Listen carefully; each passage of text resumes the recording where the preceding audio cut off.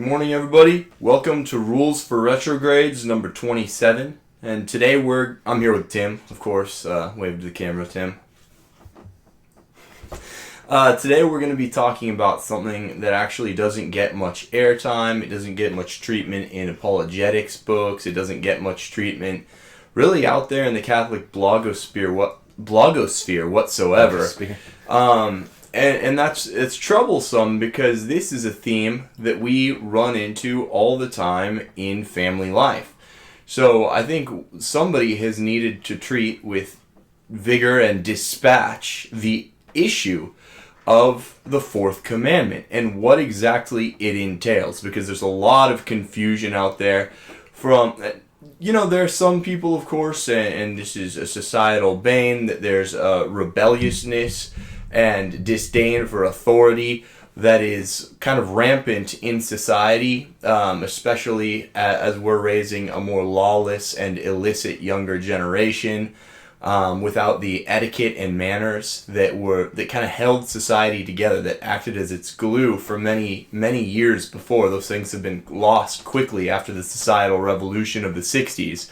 But also because there is a tendency for parents of this age, but of all ages, to kind of abuse their station of authority and to demand almost a godlike obedience even from their adult kids. And that's not quite healthy. And oftentimes they mask their unhealthy and really maybe hurtful demeanors in the fourth commandment, the honor thy father and thy mother. So what exactly does honoring thy father and thy mother entail? And that's what we're going to talk about today. It's a most fraught and understood topic. Many even in Orthodox circles, have strongly paternalistic tendencies, essentially worshipfully doing their parents' bidding without regard for their duty to cleave from their parents in adulthood. And when parents are dysfunctional, as many unfortunately are in today's day and age, this becomes more of a problem. And there's just little sound guidance out there. So to help people navigate this line between obsequity for father and mother and dishonoring father and mother. So finding the right balance is essential for family life and good of the soul. And that's what we're going to help do today. What do you think, Tim? Well, remember Benedict XVI, right before he absconded, he called this the age of the absconding fathers, and this makes all the difference. What I mean is, everywhere around us, the concept of fatherhood is misunderstood. It's partly been perverted and hijacked by feminism, which we deal with in our book. Partly, it's the scourge of modernism, beginning with Protestantism, which really taught all of society, to the extent that it was Protestantized, that the family is just a worldly thing, that marriage is not a sacrament. And so fatherhood, and to some extent motherhood, but fatherhood is widely misunderstood. This brings to mind the idea of Cardinal Caffaro's, one of his last speeches in 2017, I think May of 2017, before he died, like 4 months. He says that he reminded us that Sister Lucia of Fatima had written him a letter in the 90s saying the last attack would be on the family. People often think this means homosexual marriage, which it does. It's evil, it's wicked, vile, disgusting, etc. But what affects far more households, to the tune of 100 times more, is when Papa is not in charge of the kids. They'll squabble, they feel unloved or underloved. It makes them competitive, and it leads to grown-up adult infighting between siblings. I mean, some of which is natural. But the level to which we're seeing this now, people write me about it. I have friends I all around in society. It's infighting between brother and sister. People talk like they don't even love their families. And we say, yes, this is a problem. In traditional-minded circles, a lot of times there's an overcompensation to the lawlessness or the anarchy that Dave mentioned after, the last 70 years where the father is essentially being toppled. And so they just talk about the fourth commandment like it means everything, even after someone's attained their majority. There's discontent resultantly and family strife everywhere. And we thought we'd tackle this topic. What do you do? What does Jesus say to do, for instance, in the Gospels, when your family can't get along? And, first off, why isn't it getting along? So, yeah, there's a lot here. Family of origin issues, as I think Dr. Ray Grandy calls them.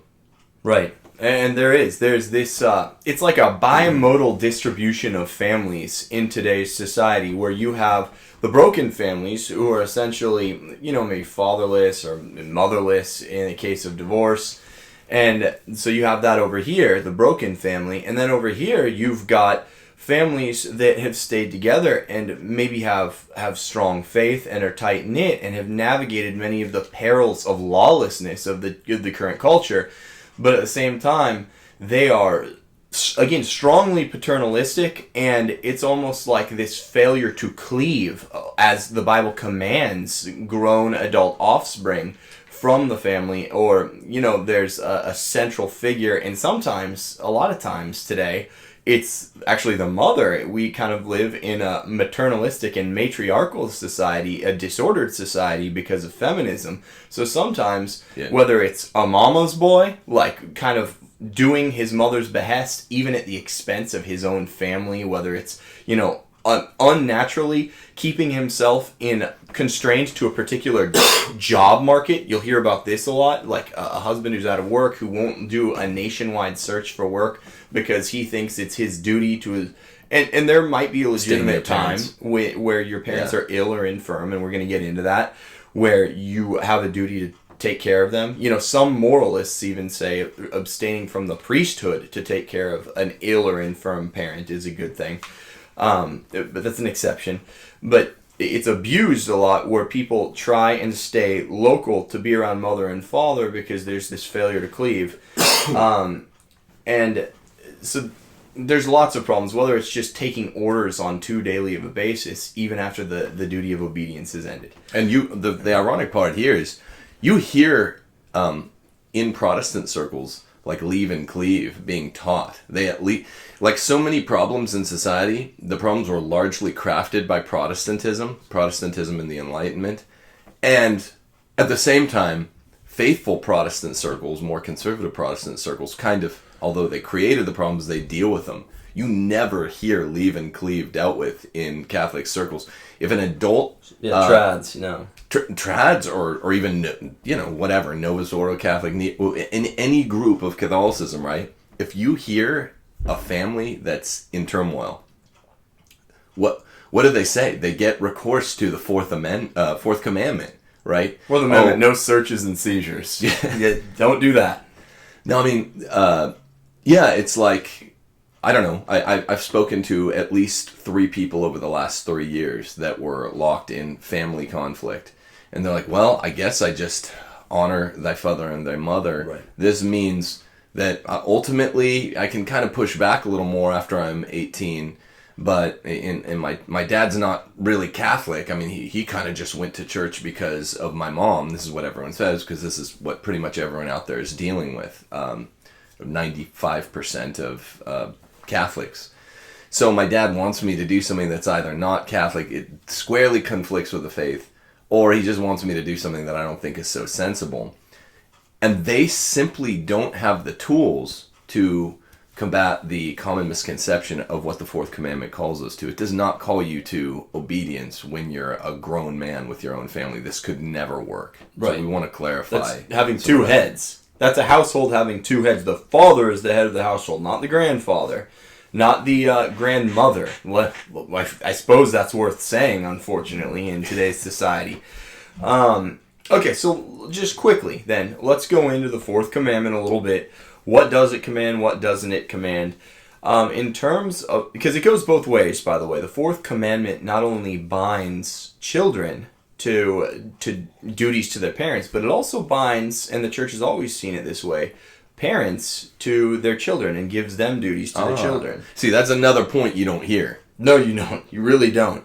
It's a breach of the Fourth Commandment when parents fail to, like, for instance, catechize their kids. And we're going to get into that.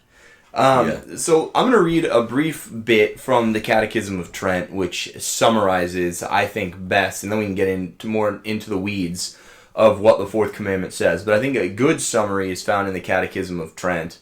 Manner of honoring parents. The honor which children are commanded to pay to their parents should be the spontaneous offering of sincere and dutiful love. This is nothing more than their due, since their love for love of us, they shrink from no labor, no exertion, no danger. Their highest pleasure is to feel that they are loved by their children, the dearest objects of their affection. So I think there's in both cases, you're going to see there's this primary duty of love. Now, all of the moralists see in this duty of love a threefold obligation. So that's number one is to love, number two is to reverence, and number three is to obey. And of course, at the age of majority, this duty to obey disappears. So really, I think everyone has love in affect and effect for parents naturally. We are predisposed to love our parents.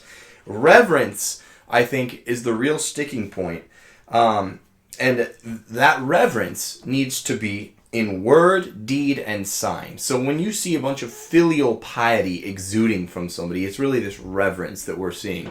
And when you see somebody who is rebellious and is not really doing their part for the fourth commandment, it's generally a lack of reverence or obedience. But the way that, of course, the adult children may run afoul of the fourth commandment will be more in terms of the reverence that's owed to their parents. Yeah, but here's the problem, right? This is we don't want to do what we want to treat the overlooked gap. We want to treat the overlooked problem. What about when what of the case of the real life Pap Finn, right, from Huckleberry Finn's dad? That's an end member, an extreme member. He's a murderer, we find out at the end of the novel, right? He tells Huck not to go to church. He tells Huck not to go to school.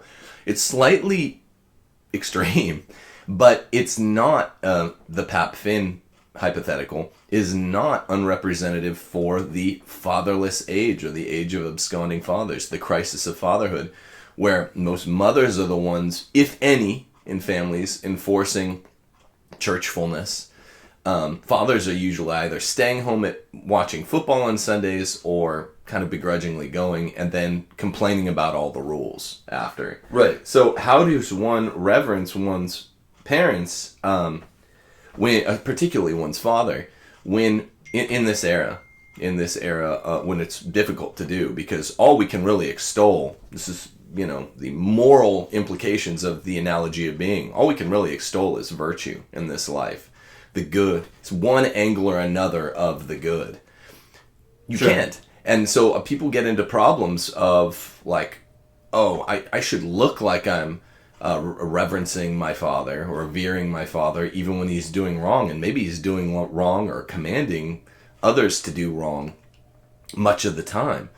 What it boils down to, and this is going to be, shake things up in adulthood. I'll say this right from the beginning. I don't want to throw you off kilter, but what it most boils down to, in my view, and in I've found some church teachings that echo this, is caring for your parents. Even if your dad's let's say a godless, calloused, grumpy old man that curses everyone that walks in the room, to use an extreme example. It's easier to use these extreme examples, and then you guys can back calculate to less extreme examples in real life.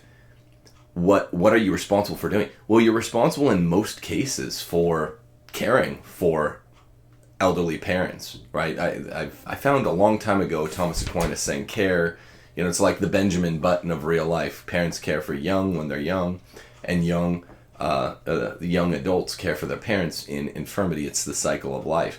This is the best way to revere your parents in their old age. It has nothing to do with obedience, and it has nothing to do with saying, well, my dad yells at me that Hiroshima and Nagasaki were the greatest, things ever. Well, we're not allowed to cheer for acts of utilitarianism as Catholics. So what do I do? Well, I don't revere that. I simply say, well, you're wrong, Dad, but agree to disagree. Show respect and continue caring for him, right? Letting him live in your home when he's too old to care for himself.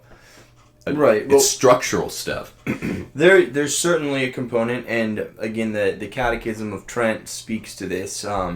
We honor our parents when we relieve their necessities, supplying them with necessary food and clothing, according to the words of Christ, who, reproving the impiety of the Pharisees, said, "Why do you also transgress the commandments of God because of your traditions? For God said, Honor thy father and thy mother, and he that shall curse father or mother, let him die the death.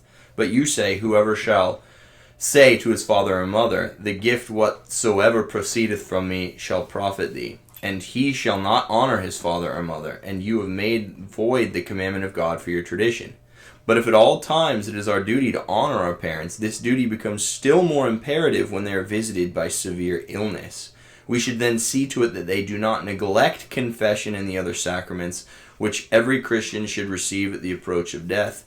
We should also see that pious and religious persons visit them frequently to strengthen their weakness, assist them by their counsel, and animate them to the hope of immortality, that having risen above the concerns of this world, they may fix their thoughts entirely on God." So there is this, certainly a necessity there to care for the needs of parents bodily, in old age, in infirmity, but also of soul.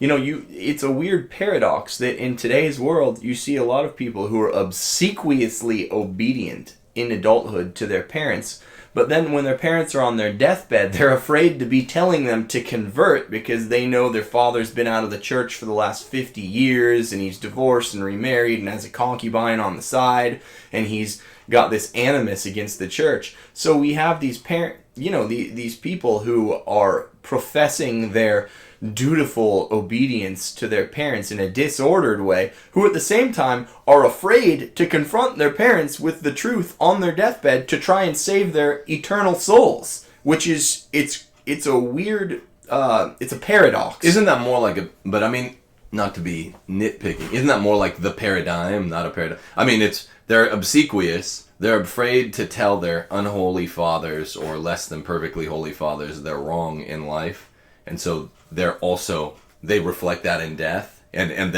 therefore they're neglecting to do the most important thing they can do, right? Sure, yeah, I guess there is, yeah, I think it's like, it's almost, how each virtue in Aristotle's Nicomachean Ethics, each virtue taken to the extreme actually becomes a vice, because the cardinal virtue is moderation, that holds the rest of the virtues kind of in check and allows them to function as they should. So an abundance of bravery, it's not bravery anymore, it becomes foolhardiness. And rashness. Right, and a lack of bravery is cowardice.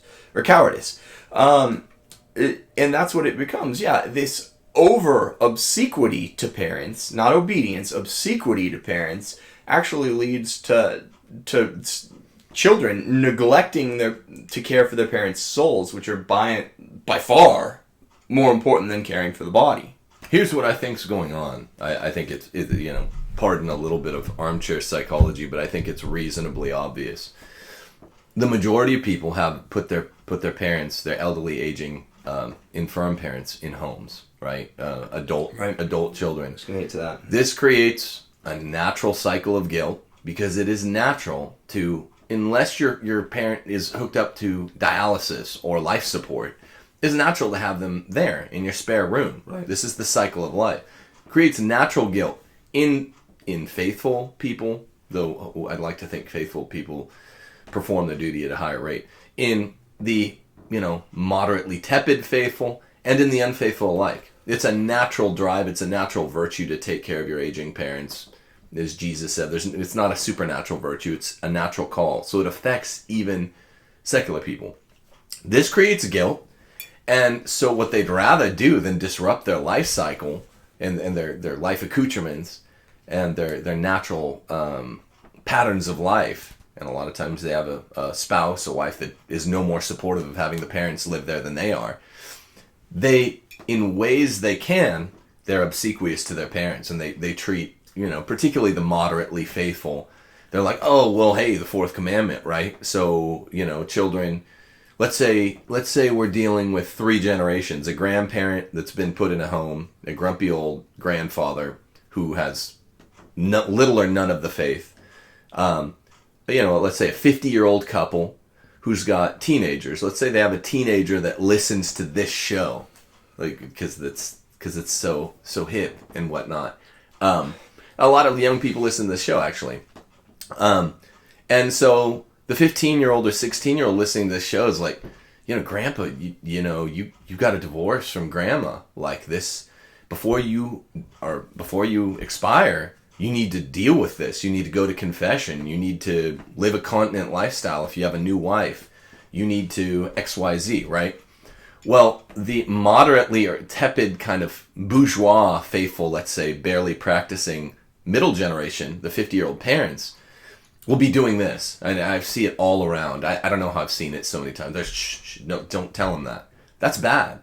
That's because they're substituting a kind of false discharging of a duty, weird obedience that's no longer owed to their parent. You don't have to tell them everything they do is, puppy dogs and ice cream. And they're substituting it for the fact that they know they ought to be caring. That's what I think is happening with the pop cycle. We said this before, too, in regards to men who are addicted to pornography or who are not there for their families, maybe they're workaholics or like pornaholics, and for some reason they're either not being there for the wives or not being there for their kids in terms of material presence and formal presence in terms of like being actively there for their kids. They tend to have this guilt built up, so men like that tend to be overly obedient to their wives. They tend to they don't rule with the scepter of domestic and paternal authority because they know they've wronged their family in this other way. So they tend to give to bend over backwards to do their wives' behest, even when it's in a disordered way. And it's the same with parents or children who put their families in nursing homes. When aged parents go to nursing homes, there's a guilt there, and a rightful guilt. You shouldn't be sticking your family in a home. People should be kind of born at home and die at home. We live in a weird place where you're born in the hospital and you die in a nursing home. And don't get me wrong, I've had all my kids in the hospital. That's an aside. But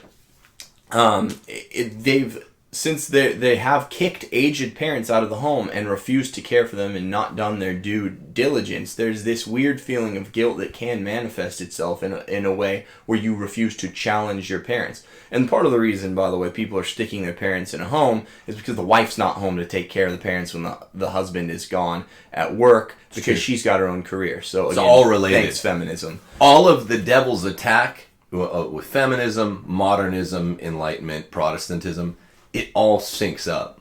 Yeah, absolutely. It's holistic. We do need to touch, though, there is an ongoing duty. So, of the three duties, love, reverence, and obedience, the only one that ends in majority is obedience. So, all of this is something that you get, the church, its moralists, are all united on this point, that obedience ends once the age of the majority is attained. Except in matters, if you are going to be a 19 or 20-year-old living with your parents, they can make reasonable demands about what time you should be home so that it's not disruptive to family life. So they can still say, since it's their house, they can set rules for even adult kids if they're going to be living in their home so that it's not... the behavior of adult kids, their deportment, is not disruptive to family life. Here's what Trent says. Bizarrely specific. Yeah, no, they get into the weeds, the moralists. So here's what Trent says about the duty of respect, which is the duty of reverence. We also owe our parents other duties of respect, such as to supplicate God in their behalf, that they may lead prosperous and happy lives, beloved and esteemed by all who know them, and most pleasing in the sight of God and of the saints in heaven. Now Tim's brought up, well, first, there's this overarching duty. When we speak of our parents, we are to speak as highly of them as is possible while still committed to truth, because the commandments don't conflict, right? So you can't, a lot of people, oftentimes, especially in the age of the morally bankrupt father or the absconding father or the morally bankrupt mother that we see in, especially post-sexual revolution, post-no-fault divorce America, and post-no-fault divorce the West in general, people have parents that weren't role models at all, and they think that they are being pious when they lie to everybody to extol these people who lived kind of deplorable lives, but they're doing it since they're extolling these people. They think they're honoring their father and their mother. It's not honoring your father and your mother to transgress God's commandment not to lie. That's not right either. We have a duty to honor our father and our mother in word and to glorify them in so much as it's possible to do so without running afoul of precepts to truth. Because if you're running around, I mean, this is scandal in a way. If you're running around extolling the virtues and the merits of people who are obviously living bad lives, maybe they have a public divorce and are publicly not going to church, have renounced their Catholicism, and you're saying, oh, my parents are the best. You're actually scandalizing everyone who's hearing this, because you're telling them, like, these people are to be held up as role models, even though they might be faithless apostates. You can't do that. But, so, I mean, we've knocked down the misconception about adulthood obedience to one's elders. But you said, Dave, I'm responding to what you just said now, and I know the answer, but I want you to articulate it for viewers and listeners out there. You said that reverence, the duty to reverence, obtains. Mm-hmm. This is, in the age of absconding father, I have a two-part question. Sure. In the age of absconding household fathers, which is also the age of absconding ecclesial fathers, right? Most of us feel abandoned by our bishops, abandoned by the Bishop of Rome. We were talking about this a couple shows ago. How does one reverence one's father, which the duty to do obtains? You just said, okay, but you can't lie. I think this is really important. I think we were dealing with this a couple shows ago, and people were, I don't know, maybe having questions. How does this work with regard to the Pope? Because they've heard me for a year and a half saying, this is bad, and I've said it about probably 150 items, deeds or words of the current pontiff. Look, this is really wrong. You can't say that Jesus isn't part of the Trinity.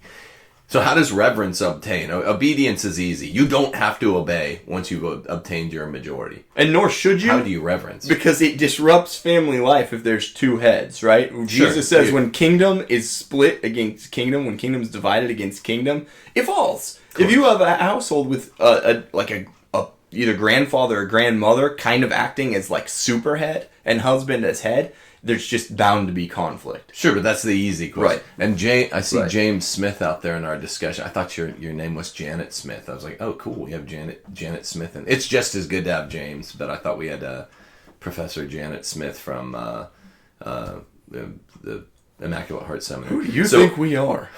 I've seen some pretty.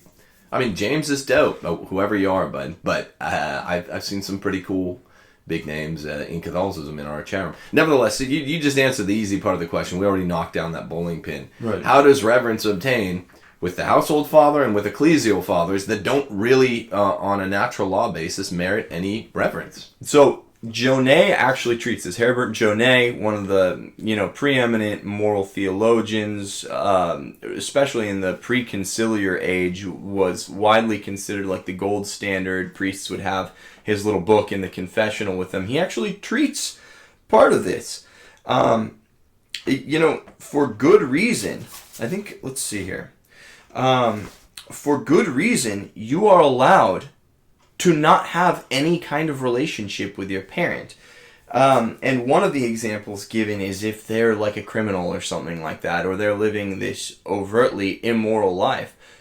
You can revere your parents. You do not run afoul of the commandment to reverence or to honor your parents, and that built-in plank of reverencing your parents, should you have good reason to not affiliate with your parents in whatever that may be. that does not run afoul of reverencing parents. So if you have a parent that's giving scandal or who is just cantankerous and ornery and is a Hits source... you with their cane every time you see them. Conflict all around, they're a source of division. Maybe it's hurting your family, your family of origin. Because, again, we haven't gone into this yet. But once you get married or you split, you're in your vocation, you have cleaved. So, and now your love doesn't go up. Like in the Trinity, the love comes down from the Father to the offspring, right? The love of the Father goes down to the Son. A lot of parents, there's this failure to cleave, so that their attention and their loyalties and duties are split in their minds between sending them upwards back to like the grandparent generation and versus downwards to kids. And I don't have my other moral theology handbook in front of me, but the duties of parents are actually properly oriented downwards. That is the preeminent way that parents ought to love, is in a downward way towards their children. Once you cleave, well, there's always a duty to love, again, and reverence your father and your mother. In so far as those are nuanced terms, the duty is truly for your new vocation. Your love, the most of your love, the lion's share of your love goes downwards. So, Tim, to answer your question, what people say, here's Jonay: sins against filial reverence are committed by internal contempt, offensive speech, disdainful deportment, striking blows. But at the same time, one may have good reason for not desiring to associate with his parents, provided, of course, that he provides for their necessary support. Yeah, so it boils down to what I was saying. I mean, because you don't identify how to discharge a duty or an obligation by saying what would violate it. That'd be the negative answer to the question. The positive answer to the question is, what must I do to discharge this duty? Obedience, I no longer have to obey my parents, and that makes sense. But everyone's confused and it's deeply personal, isn't it? Like, everyone's running around, not everyone, many Catholics are running around in the crisis era of fatherhood, feeling with their household fathers, he's like a secular humanist, right? What do I do? And maybe he comes to Mass, maybe he doesn't, but his point of view is completely secular humanist. That's the devil's, according to Sister Lucy of Fatima, this is the final attack of Satan on the world. We're somewhere near the 11th hour. And fathers no longer lead their family. The fathers are no longer leading the church. We are the age of parish orphans. We were thinking of calling this show, by the way, when we were working it up in the fall, the parish orphans, right? Because many people feel abandoned by household fathers and mothers and abandoned by ecclesial fathers. So let's get that out there and say this is the more personalist. I think that's a JP2 word. I don't often use it. The more personalist unpacking of Benedict XVI's expression that this is the crisis of fatherhood. But so basically, what must you do if you're an adult? Let's say you're 35. You can't get together because it's too divisive with your parents. They're not Catholic. You're trying to raise your kids in the faith, and your adult parents are, they wear Rolling Stones shirts and they make fun of the Catholic Church every time you come over. You say, look, this is the source and the summit of our life, my family life with my kids and my wife. I'm not going to be around you. So it does feel counterintuitive, right? To say, well, I'm still reverencing my parents, even though I tell my kids we're not going over to grandma and grandpa's because they're saying wicked things and we can't be around them due to their wickedness. Sure. I would say, that's the total abstaining from seeing someone is like the nuclear option. So to do that imprudently, like just because... But how do you do it prudently? Right. So to do it imprudently obviously is wrong. It would be a sin to cut yourself off from your parents unless there was really good reason to do so. How do you do it prudently? I mean, again, it's a question of prudence. It's a tough answer, right? Because these things that teeter on the line of a prudential judgment call are by nature, of course, that's why a lot of times you say leave it to prudence, is because sometimes you can't articulate it, but you know it when you see it. It's you've got to make it's almost how the church does excommunication, right? There's mortal sins, and then there's like excommunication worthy, like serious mortal sins that cry up to heaven for vengeance. I'm not. But categorically, I mean, I think it boils down to Thomas Aquinas' answer, which you always have to be providing for, even in the nuclear option where you sort of disrupted the quotidian rapport between you and your grown-up kid and grown-up parent. You must always let them know, okay, unless they're a physical danger to you being there, they have a welcome room at your house, even if your elderly father's the most cantankerous old coot known to man, right? You gotta provide for them. You have to say, look, if you need me, I'm here. I don't want to talk to you when you're here. I don't want to talk to you about faith or really anything if you're going to be this negative, but you have a spot here. That's how I think that's it. Right. That's how I work. Well, that's like the ultimate, if you cannot in any way show outwardly the reverence in word, deed, and sign, because once again, there is this duty to do reverence in word, deed, and sign. It has to be affective, meaning you feel it insofar as it's possible for a just man to feel reverence for another person. And you also act on that and let the reverence that is in your heart spill out into your actual actions, right? Okay, so yeah. So how do you do it then? What's the analogy? I think it's a natural built-in analogy. How do you do it for church men? We're not responsible for, putting our bishop up in our home. But what if you have one of those bishops? I'm not saying I do. We live under a new bishop that everyone's very hopeful about. But what if you live under one of those bishops, very commonly, who has formally or informally run into a place of apostasy and is no longer teaching the faith? How do you reverence? Well, sure. The Catechism of Trent actually covers this. And it says, the apostle teaches that they are entitled to obedience. Obey your prelates and be subject to them, for they watch as being to render an account of your souls. Nay more, Christ the Lord commands obedience, even to wicked pastors. Upon the chair of Moses have sitten the scribes and Pharisees all things. Therefore whatsoever they shall say to you, observe and do.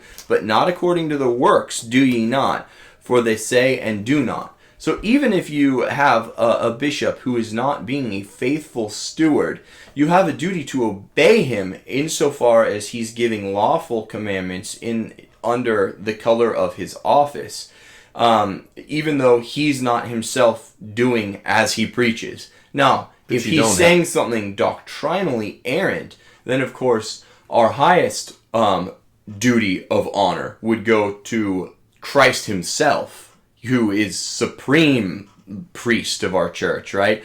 Who is the supreme head of the church. So ultimately, if a bishop is teaching doctrinally things that are heretical, then there's no duty to give assent to that, because it would undercut what Christ himself teaches. And our highest duty, of course, goes to Christ. And when there's a conflict of duties, you revert back to the highest duty that's owed.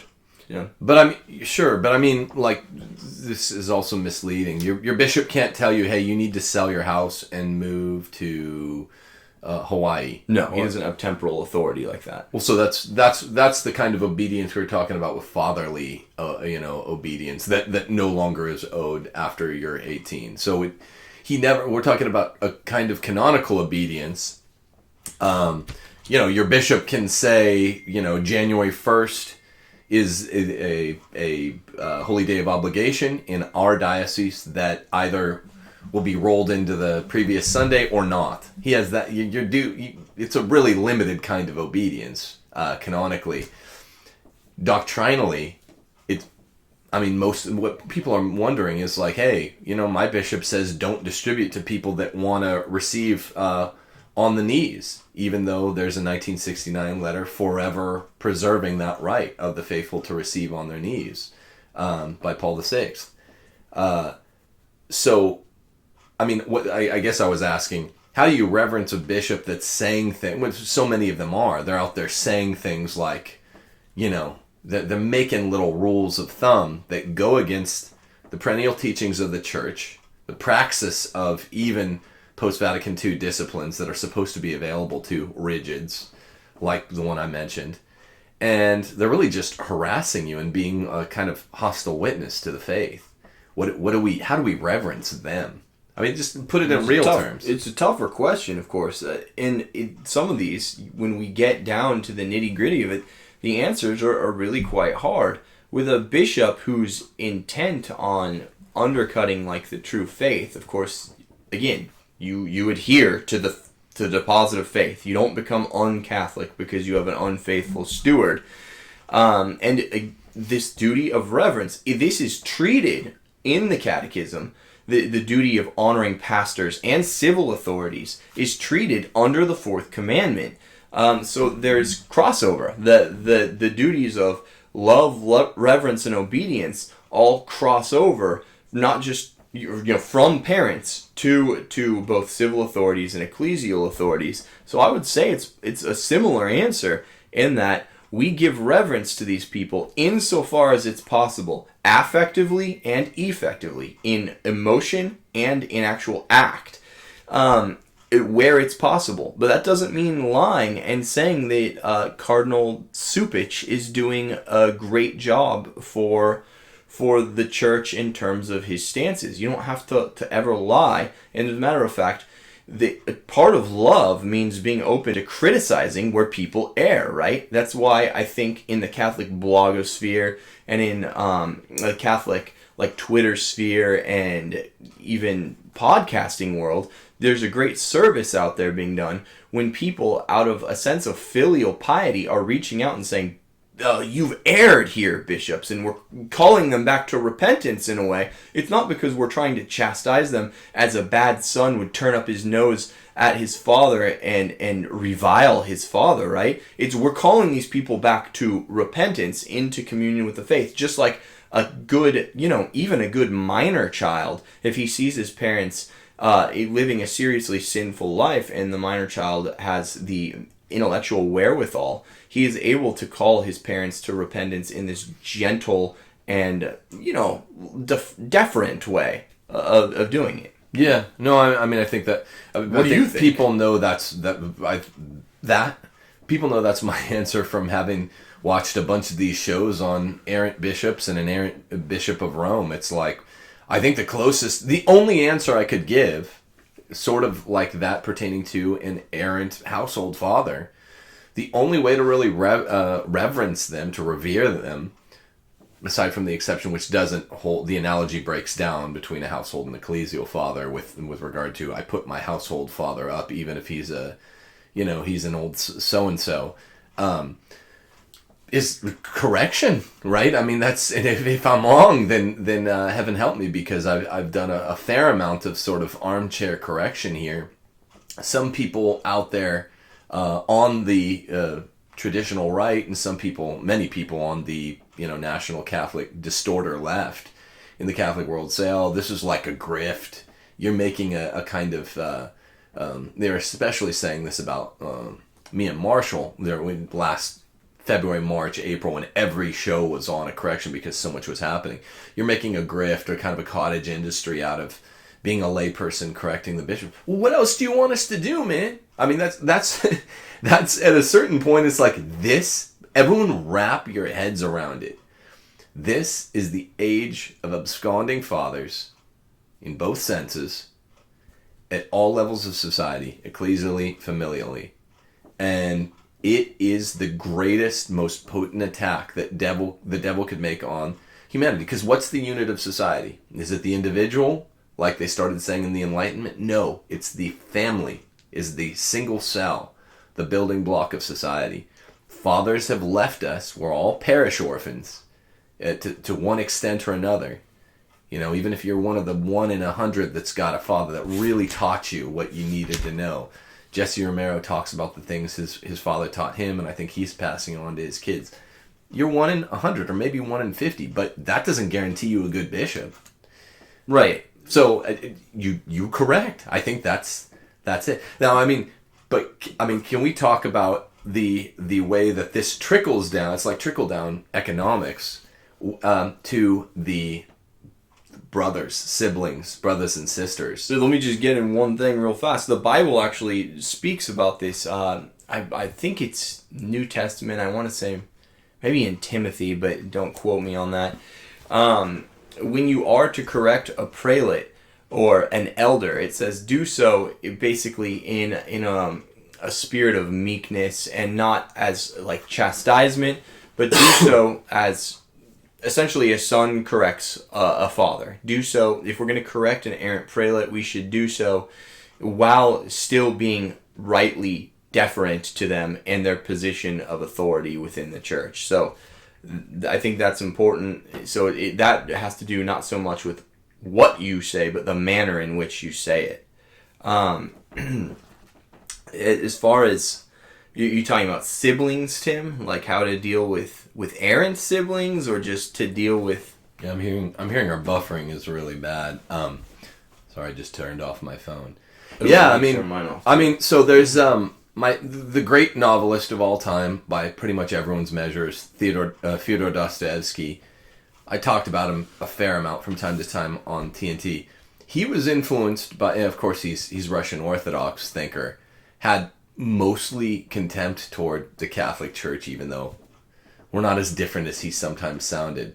But he was influenced by this mystical Russian Orthodox thinker named Soloviev, who is very, very interesting and who had a lot of love for the Catholic Church. Soloviev, and I even think this was repeated with a thinker named Bulgakov during Vatican I, would regularly say that here's the problem with our Orthodox Church, and this made some, Dostoevsky's writing reflects some love for the Catholic. Say, look, we're the Orthodox. We don't have the same kind of centralizing force of Papa that the Roman Catholic Church has. And there are, whatever, 14 autocephalous Orthodox churches. We saw this a couple years ago and a couple years before that, I think 2014 and then 2016. You try to get together all the sons, and the sons cannot gather themselves. Soloviev said, without Papa to gather the sons, the meeting will always break down. People always leave early. The sons need their father to gather them. And Soloviev, and I think Bulgakov, were saying this as a kind of self-critique of their fatherless Orthodox Church. And we just saw this when they tried to call the Pan-Orthodox synod or Pan-Orthodox Council in 2015, 2014, and they couldn't get it together because you have to have a father. Right. A household without a father is doomed to infighting, factiousness, and general just lawlessness and movement in all directions. You have to have a father as the principle around which a family can cohere.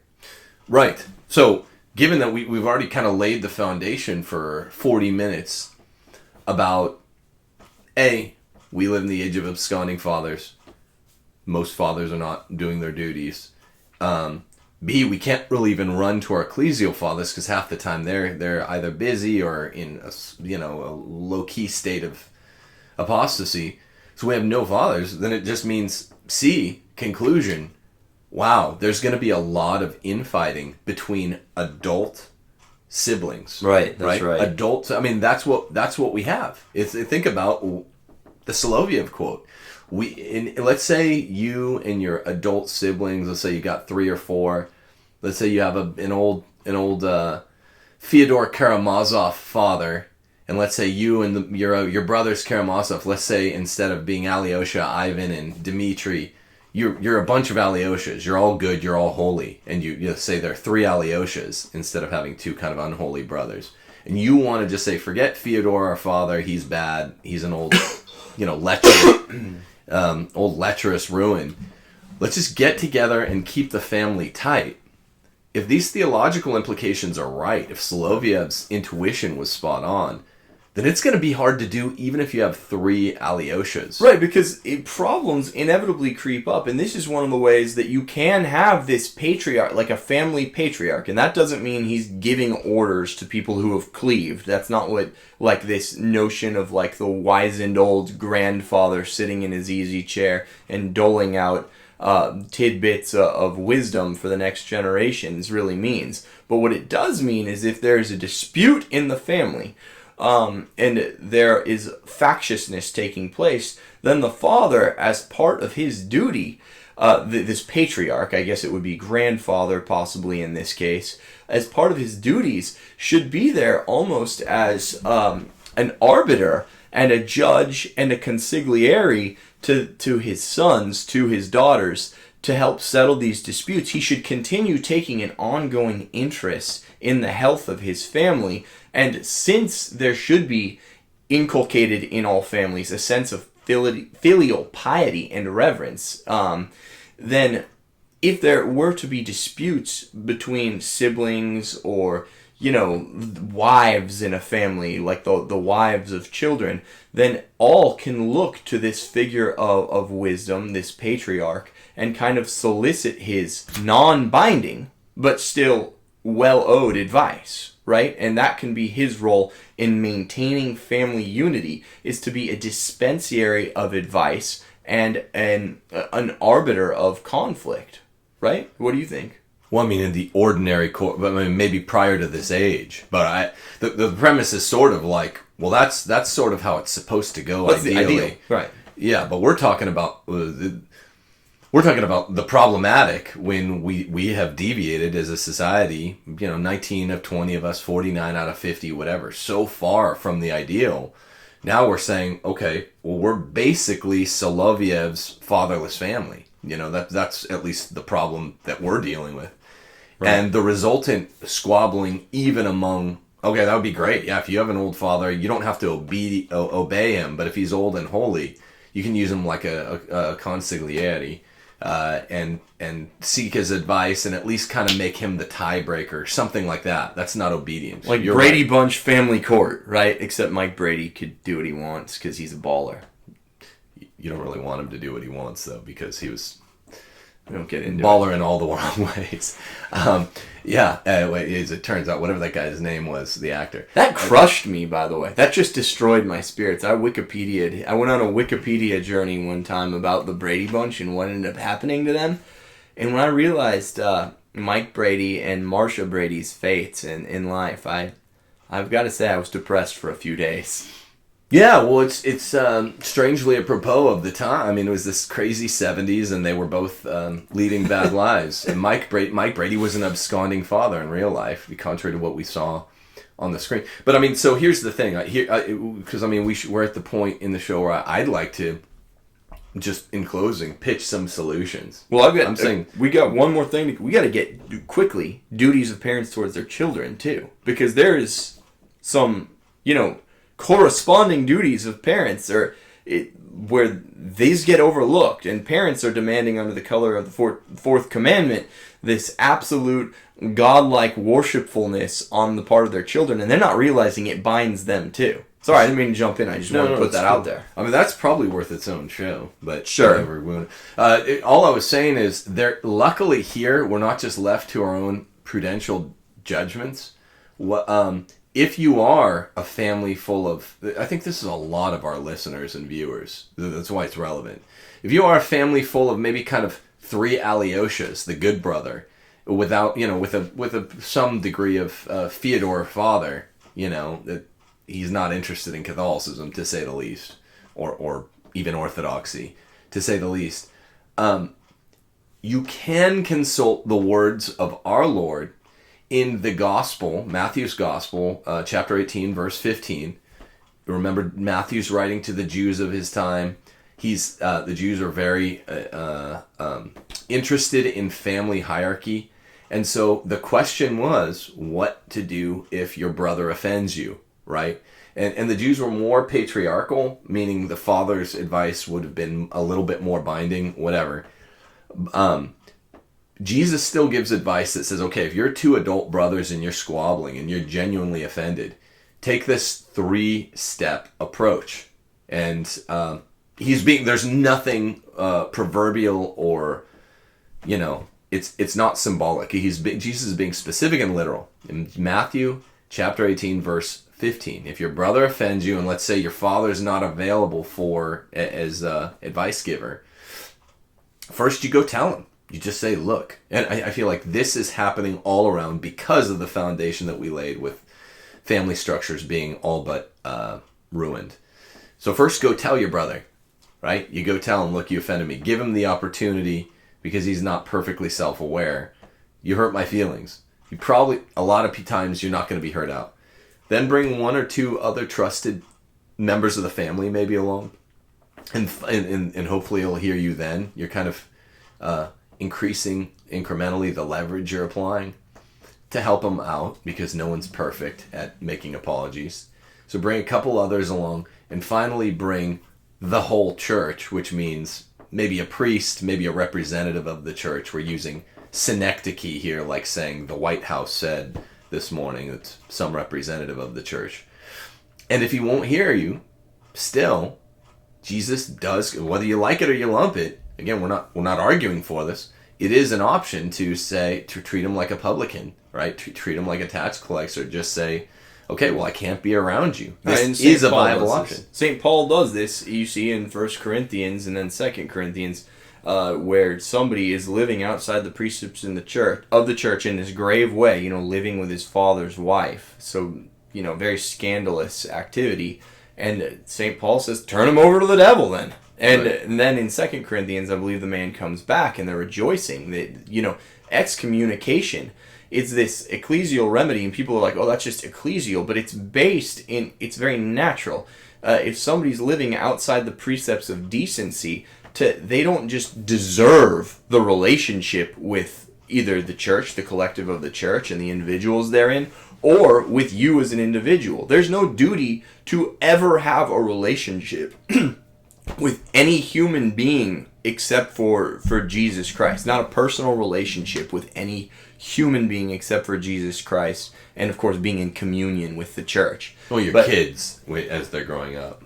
Well, of course, but that's part of the downward duty of parents. Sure. No other adult. There's no other human adult besides Jesus that you're called to a personal relationship with that's unbreakable. So on that note, let me just cover quickly, and this might deserve its own show. I think Tim might be right. The duty of parents towards their children. Let's do it real fast. The primary duty of parents to their children is to love them. All the other parental duties are steeped in this fundamental duty of love. And love, because there's a lot of hard cases out there that want to say, oh, well, I show my kids tough love and just, do it through discipline. No, love has to be both affective and effective. So you must harbor it in your heart. You have to have goodwill towards your children, to love your children truly, and to feel that in your heart. And it also comes out in deed. And discipline is indeed something that is the product of love. So we have, under this commandment, the Catechism of Trent says 3 things to be avoided by parents. In the first place, they are not by words or actions to exercise too much harshness towards their children. This is the instruction of St. Paul in his epistle to the Colossians. Fathers, he says, provoke not your children to anger, lest they be discouraged, for there is danger that the spirit of the child may be broken. Then, let's see here. Secondly, should a fault be committed which requires reproof and chastisement, the parent should not, on the other hand, by undue indulgence, overlook its correction. So there is this duty to discipline, and there is this spirit of leniency out there. You see a lot of people, again, even in the church, like, oh, I don't spank my kids, that's evil. No, if you spare the rod, you spoil the child. He who spares the rod hates his child, the Bible tells us. You've got to discipline your kids. You have to be a disciplinarian. You can't not spank your kids. The Bible says to bow their heads when they're young, so they're not a terror to you when they're older. And then thirdly, to avoid what is most shameful in the instruction and education of children, let them not propose to themselves aims that are unworthy. And I think, Tim, you're going to have a lot to say on this. I know me and you have talked about this privately. Many there are whose sole concern is to leave. And let me just interrupt myself here to say, I think I might see in our culture now, I think this might be the predominant problem with parents, or at least it affects a plurality of families, and it's the prosperity gospel. Many are there whose sole concern is to leave their children wealth, riches, and an ample and splendid fortune, who encourage them not to piety and religion or to honorable employment, but to avarice and an increase of wealth, and who, provided their children are rich and wealthy, are regardless of their good name and eternal salvation. Can anything more shameful be thought or expressed? Of such parents, it is true to say that instead of bequeathing wealth to their children, they leave them rather their own wickedness and crimes for an inheritance, and instead of conducting them to heaven, lead them to the eternal torments of hell. Yeah, this kind of reflects the Protestantization of society, the prosperity gospel, the Protestant work ethic, where parents tend to talk as if, in our society, even Christian parents, maybe especially Christian parents, talk as if a kid doesn't grow up and make a lot of money, then he is a failure. It's like, no, if a kid grows up without holiness, then the kid himself's a failure and the parents themselves are failures. St. John Vianney says, if your kids go to hell, don't worry, you'll probably be there to meet them.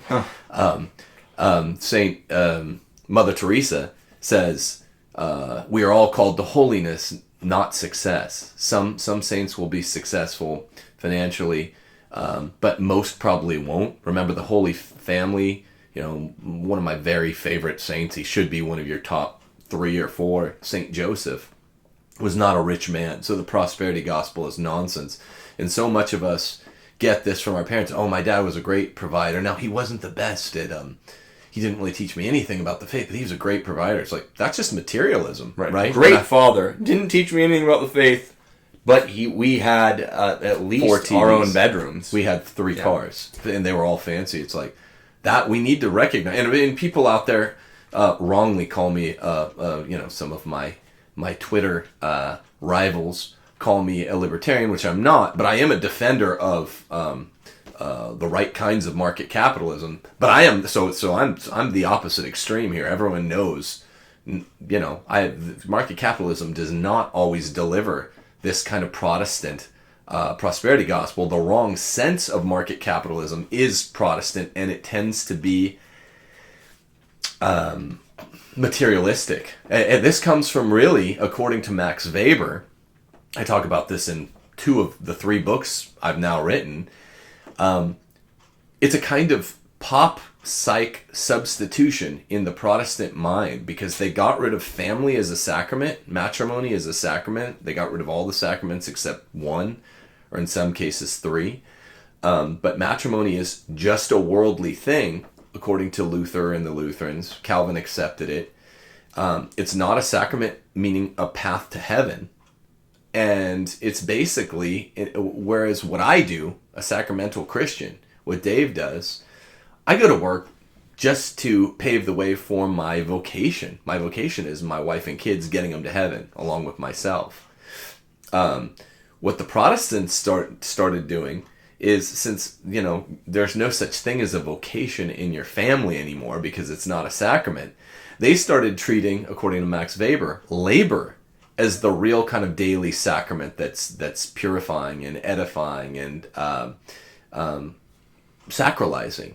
So you can see, Protestant families will have, a couple kids or whatever. That kind of justifies needing to work hard and needing that wealth. But then you run into the problem, which is widespread in English-speaking nations, of, guys kind of falling in love with working extra hours, not being there at home. Like, okay, you got to call at the end of the day. Like Theoden of Rohan says, a good soldier arrives after a 3-day journey with strength enough to fight. A man can't get home from work too tired to begin his real vocation. This is just kind of an unimportant, indispensable element of your vocation as a man. We're charged with one of the curses of Adam. We have to work during the day, but you got to, like Theoden Brohan says, you got to arrive home with strength enough and energy enough to be a good teacher, fatherly lover. You got to, offer quizzical insight. What'd you learn at school today? What, guide the prayers. You cannot be in the background. The father of the household is a big duty. And that's why all men are called to leadership. I actually spoke about this in our book, too, in the feminism book. This is why it's also so insidious and diabolical when men get home and they have to be part-time mothers when they get home. So they have to get home and start changing diapers and doing the kitchen. It's insidious because during their part-time mothering after their full-time job, that actually takes away from those special fatherly things that he can do for the household and that will leave a lasting impression on forming the kids. So when the father gets home and there's this hyper-egalitarian milieu that pervades the house, and he has to get home and make a pretense, and they're cooking in the kitchen all together, and then they're doing dishes all together, that precludes the father from going out in the cool evening Americana breezes and playing ball with his son and teaching his son how to throw a proper spiral or to hit a heavy bag properly, or to be there with his daughter and just chatting with her, or teaching her how to like rollerblade, or fixing things in the house and showing his son how to work with his hands, or his daughter about some aspect of home economics. It disrupts and destroys that aspect of home life. And people are like, well, Dave's saying it's intrinsically evil to do the dishes. No. You know me, Tim. You've probably seen me, around doing laundry ever if Rebecca is like laid up or something. My wife is laid up or sick, or when she's had a baby and she can't do her duties, her motherly duties, because of circumstances of life. She's off her feet because she's late in pregnancy. Then I'll take over. But those are the exception to the rule, and the rule shouldn't swallow, or the exception shouldn't swallow the rule. And in most people's houses I visit, it's the husband comes home from a full day's work, and instead of doing his fatherly and husbandly duties around the house, he's stuck picking up the matronly duties. And it turns my stomach for that reason. Not because there's just something evil about a man doing housework. No, we all do it when necessity calls for it. It's something evil about him doing that to the exclusion of his proper duties as husband and father, which are different from those of wives. Sorry. Okay. So that said, I wanted to get one thing in there. We gotta wrap up. Right. Here. We're up against the clock, but this duty to love one's children manifests in two ways for parents, right? Aside from being affective and effective love, that means you can't like root it to do badly in life, and you also have to show them actual tenderness and affection, hug them, tell them you love them. But that also manifests itself in education. So the education of your children, you love them, right? And true love means caring for someone's final end. It doesn't mean wanting them to like just do whatever they want. You hear this abused in the context of gay marriage, like, oh, I love my friend and he's gay, so why doesn't he deserve to be happy? Well, because that's an act of hatred. True love means wanting someone to get to heaven. So educating your kids for heaven, so educating them in the faith, is one of the duties that's rooted in love, and then providing for their life, health, and well-being.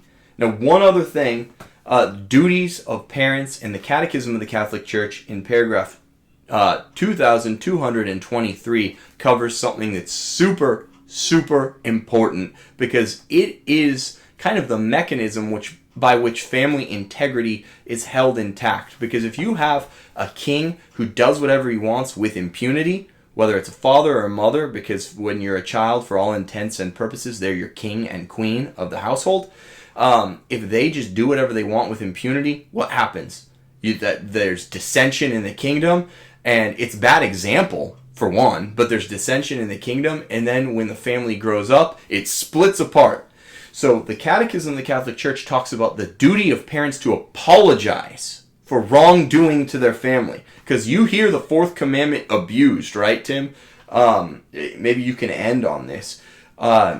you hear the fourth commandment abused so that people who are culpable, elders who are culpable, say, you have to put up with my crap. You have to put up with all of the things I've done to you. And you can't call me on it. You can't come to me as a son and beseech me and say, I need an apology for this before we can go on and have a relationship.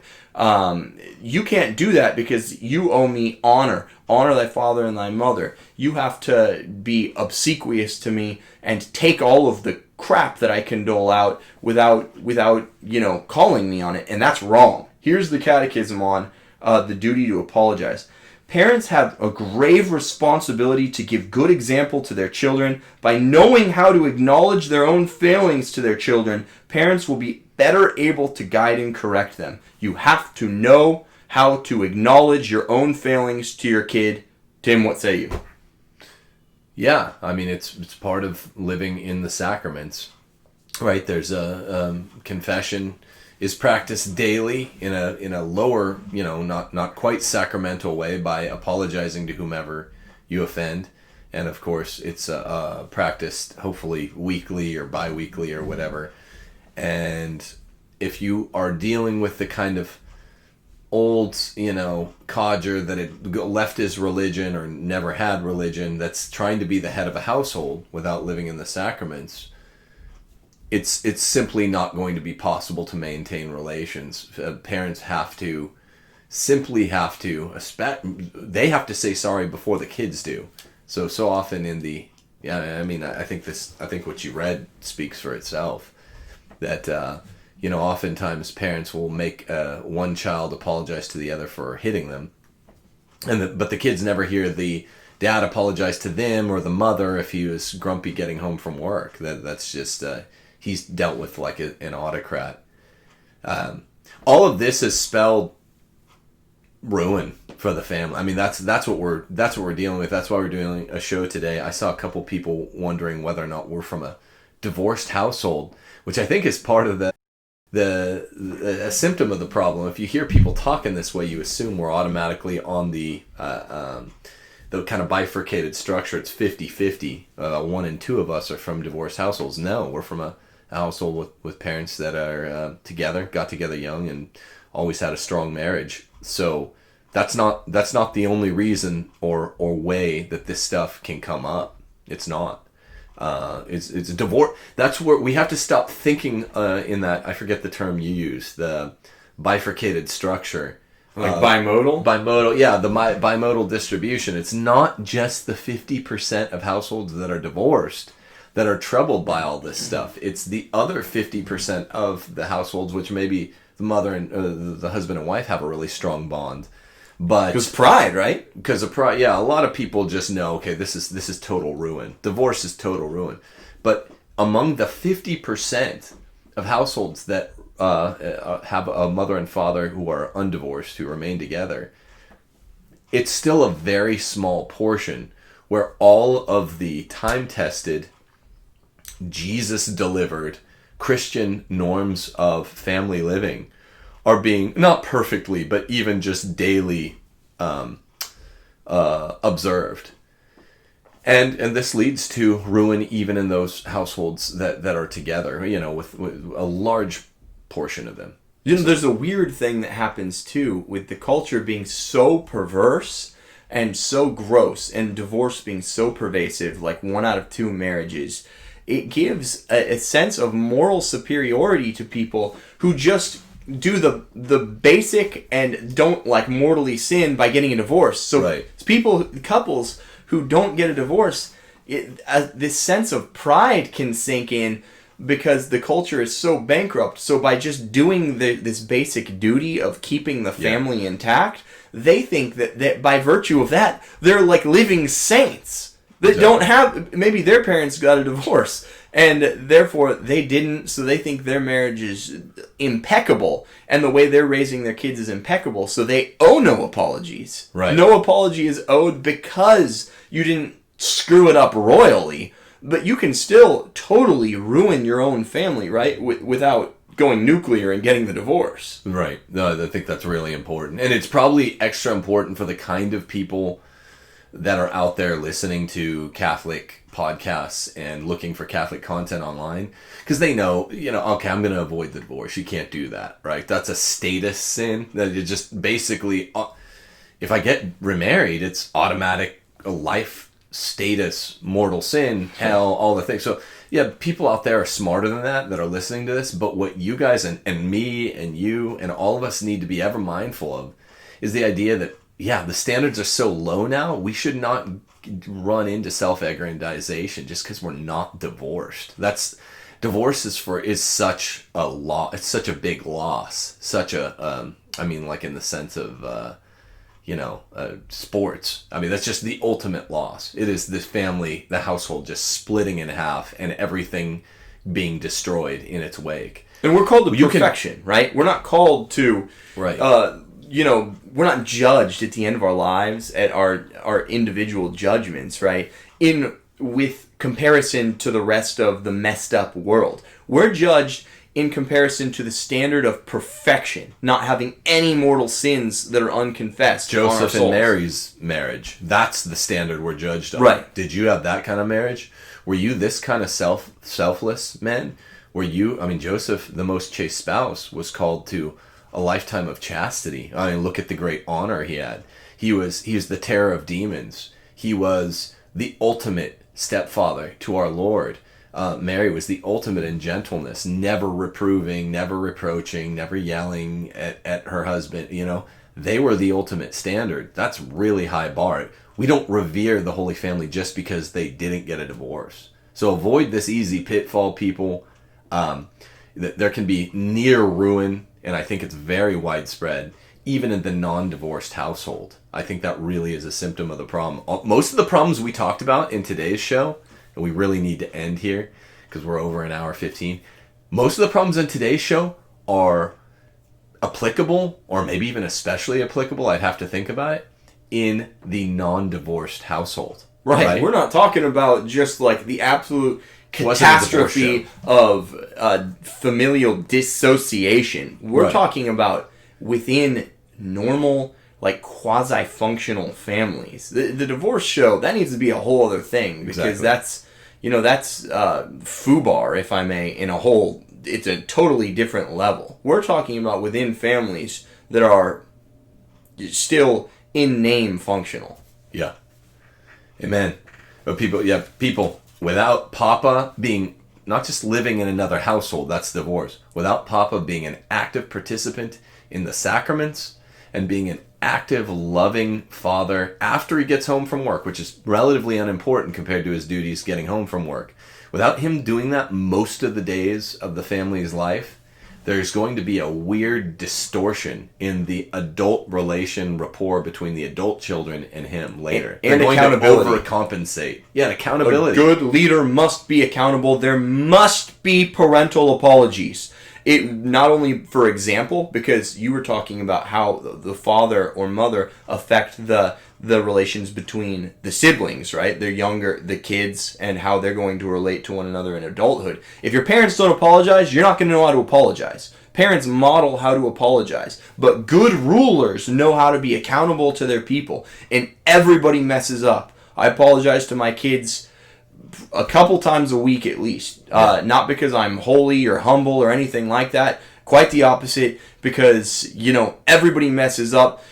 Me most of all. And when you mess up as a father or mother, if you don't want your kids to think that this is the normal behavior, where you went wrong, where you erred, if you don't apologize for what you've done, they're going to think your errors are right. They're going to think you preserve your average. If you're a nice father and you apologize when you screw up, what you're doing is you're preserving your average in their view. Your relatively favorable average, your relatively virtuous disposition. If you don't apologize, this isn't just fathers to sons. This is brother to brother or husband to wife.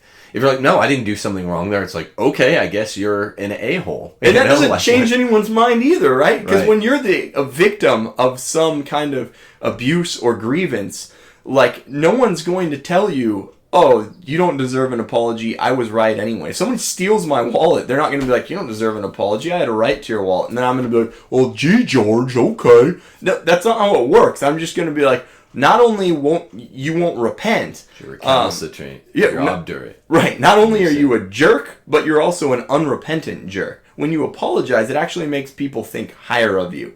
But when you apologize to your kids, there's a principle at stake. It's not just the practical effect that Tim was talking about, although that's very much at play.